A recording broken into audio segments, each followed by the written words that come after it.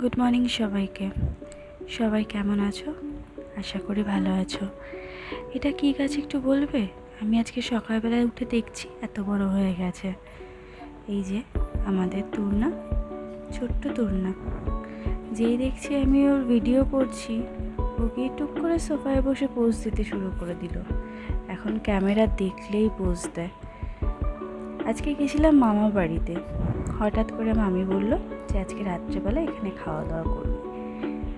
আমি তো বুঝতে পারিনি যে কিসের জন্য। তারপরে শুনলাম মামির নাকি আজকে জন্মদিন। মামা বাড়ি কিন্তু সবার জন্যই একটা আলাদা জায়গা, একটা আলাদা ভালোবাসা। এই যে বড় মামি গরম গরম লুচি করছে, সাথে একটা দারুণ আলুর দম বানিয়েছিল। আমি তার সাথে একটু ঘুগনি বানিয়েও নিয়ে গেছিলাম। বড় মামি কিন্তু আমাদের কাছে একটা খুব স্পেশাল জায়গা।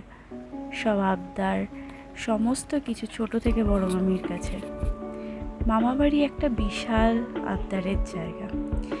এই যে আমার মাসি, এটা আমার ছোট মাসি, সোনা মাসি, আর ওই যে বসে আছে আমার দিদা।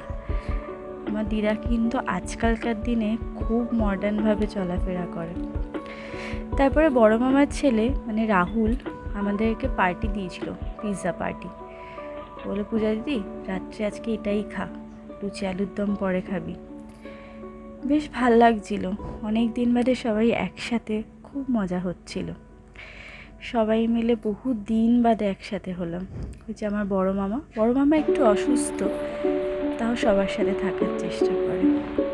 তাহলে আজকের মতন টাটা, সবাই ভালো থেকো, সুস্থ থেকো।